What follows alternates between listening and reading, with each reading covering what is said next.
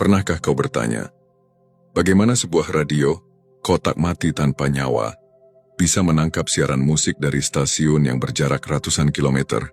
Jawabannya sederhana namun begitu dalam maknanya. Frekuensi.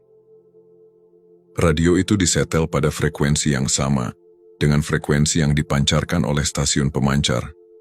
Ketika keduanya beresonansi, terjadilah keajaiban. Suara tercipta dari kehampaan. Sekarang, bayangkan sejenak, bagaimana jika pikiranmu, kesadaranmu, juga merupakan sebuah pemancar.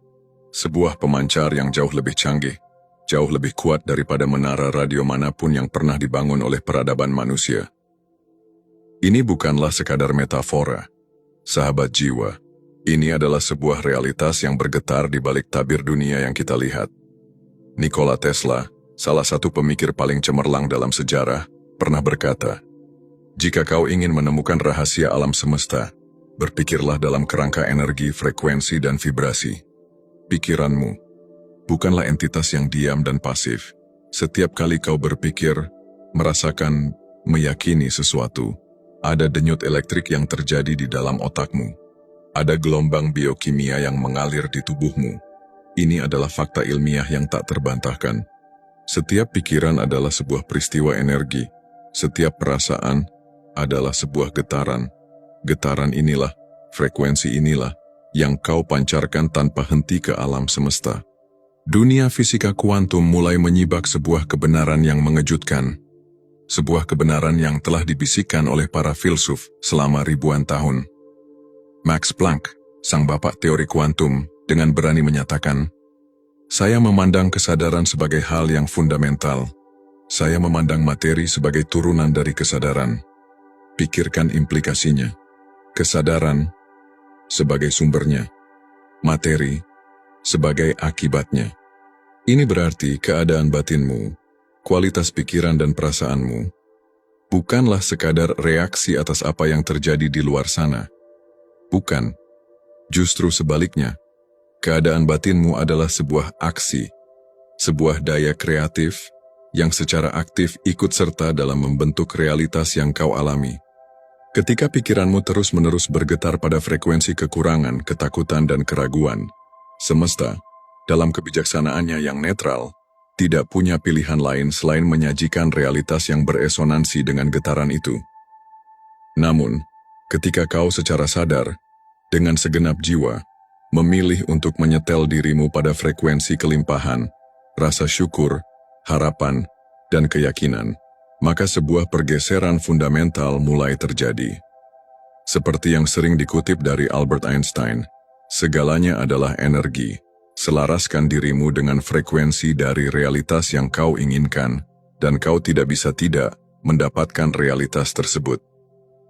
Ini bukan tentang menipu diri sendiri. Ini bukan tentang angan-angan kosong. Ini adalah tentang sebuah penyelarasan yang radikal. Penyelarasan antara dunia di dalam dan dunia di luar. Kau tidak sedang menarik rezeki dari luar. Kau sedang membangkitkan dan meresonansikan potensi rezeki yang sudah ada di mana-mana, dengan menyamakan frekuensi batinmu dengannya. Maka pertanyaannya bukanlah, bagaimana cara mendapatkan rezeki? Pertanyaan yang sesungguhnya adalah, frekuensi apa yang sedang kau pancarkan? Detik ini, pikiranmu adalah asal-muasalnya. Namun, jangan salah mengerti sahabat jiwa. Ini bukan tentang repetisi kosong dari kalimat-kalimat positif. Bukan tentang menipu akal sehatmu ketika hatimu sedang merasakan sebaliknya. Semesta terlalu cerdas untuk diperdaya oleh kepura-puraan semacam itu. Ada sebuah lapisan yang jauh lebih dalam, lebih kuat dari sekadar pikiran sadarmu. Filsuf dan psikolog Carl Jung pernah memberikan sebuah peringatan yang tajam. Hingga kau berhasil membawa alam bawah sadarmu ke alam sadar, ia akan terus mengendalikan hidupmu, dan kau akan menyebutnya takdir. Getaran yang sesungguhnya kau pancarkan bukanlah apa yang kau ucapkan, melainkan apa yang bersemayam di dasar keyakinanmu. Apa yang bergetar di ruang sunyi hatimu, bahkan ketika kau tidak sedang memikirkannya. Pikirkan ini, pikiran adalah cetak birunya. Ia adalah rancangan arsitektur dari realitas yang kau inginkan. Namun, emosi, perasaanmu, adalah daya listriknya. Ia adalah energi yang menghidupkan rancangan itu. Sebuah pikiran tentang kekayaan, tanpa perasaan syukur yang tulus dan mendalam, hanyalah sebuah gambar mati. Sebuah doa tentang cinta, tanpa getaran kasih yang nyata dari dalam dirimu, hanyalah gema di ruang hampa. Maka tugasmu bukanlah sekadar berpikir. Tugasmu adalah merasakan. Tugasmu adalah menjadi frekuensi itu sendiri. Bukan menunggu rezeki datang untuk merasa berkelimpahan. Kau harus merasa berkelimpahan terlebih dahulu, agar rezeki mengenali frekuensimu dan datang menghampiri. Inilah prinsip resonansi dalam bentuknya yang paling murni. Ketika dua garpu tala disetel pada nada yang sama, memukul salah satunya akan membuat yang lain ikut bergetar tanpa disentuh. Kau adalah garpu tala itu, dan perasaanmu adalah pukulan yang membuatnya bergetar.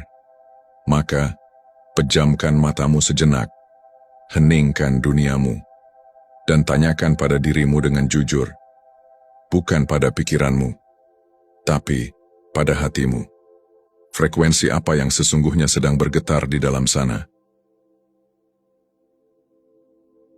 Dan mungkin, dalam kejujuran yang hening itu, kau tidak menemukan apa yang kau harapkan. Mungkin yang kau temukan adalah getaran cemas, gema dari kegagalan masa lalu, atau bisikan keraguan yang tak pernah benar-benar padam. Jangan berkecil hati. Kau tidak sendirian. Pikiranmu, jika dibiarkan tanpa kendali, secara alami akan condong pada mode bertahan hidup. Ia adalah sebuah mekanisme purba yang dirancang untuk mendeteksi ancaman, melihat kekurangan, dan mengantisipasi bahaya. Ia seperti taman yang jika tidak dirawat, dengan sendirinya akan ditumbuhi ilalang ketakutan dan semak belukar kekhawatiran. Namun, kau bukanlah taman itu. Kau adalah penjaga gerbang dari taman kesadaranmu. Kau memiliki sebuah kekuatan yang seringkali terlupakan, sebuah daya yang mampu mengubah lanskap batinmu secara keseluruhan. Kekuatan itu adalah perhatian. Psikolog besar William James menyatakan dengan begitu jernih, "Pengalamanku adalah apa yang aku setujui untuk kuperhatikan." Ulangi itu dalam batinmu. Pengalamanmu adalah apa yang kau setujui untuk kau perhatikan. Ini bukanlah penyangkalan terhadap realitas. Jika badai datang, kau tidak perlu berpura-pura melihat matahari. Namun, kau punya pilihan. Apakah kau akan memfokuskan seluruh perhatianmu pada deburan ombak yang mengancam, atau pada mercusuar kokoh yang memancarkan cahaya penuntun? Keduanya adalah bagian dari realitas yang sama. Namun, kemana kau arahkan fokusmu, kesanalah energimu mengalir. Kesanalah getaran batinmu akan berlabuh. Ini adalah tindakan sadar untuk mencari dan berdiam dalam rasa syukur atas secangkir kopi di pagi hari. Ini adalah disiplin untuk secara sengaja merasakan kelegaan saat pekerjaan kecil selesai dengan baik. Ini adalah keputusan untuk mengalihkan fokus dari apa yang belum kau miliki kepada apa yang sudah melimpah di hadapanmu saat ini. Ilmu neuroscience modern menyebutnya neuroplastisitas, kemampuan otak untuk membentuk dan menata ulang dirinya sendiri sebagai respons terhadap pengalaman. Bayangkan sebuah jalur di tengah hutan. Semakin sering kau lewati, semakin jelas dan mudah jalan itu dilalui. Begitu pula dengan sirkuit di otakmu. Setiap kali kau memilih untuk fokus pada rasa syukur, pada kelimpahan, pada solusi, kau sedang merintis dan memperlebar sebuah jalur saraf baru di dalam hutan lebat otakmu. Sementara jalur lama yang penuh kecemasan, perlahan akan tertutup kembali karena jarang dilalui. Kau secara harfiah sedang membangun ulang arsitektur batinmu. Ini adalah seni tertinggi, seni memahat jiwa. Seni menjadi sang alkemis yang mengubah getaran timah dari rasa takut menjadi getaran emas dari kelimpahan sejati. Namun inilah paradoksnya, sahabat jiwa. Kita hidup di dunia yang memuja, melakukan, mengejar, berusaha, berjuang. Kita diajarkan bahwa hasil adalah buah dari kerja keras tanpa henti. Tetapi hukum frekuensi bekerja pada ranah yang berbeda.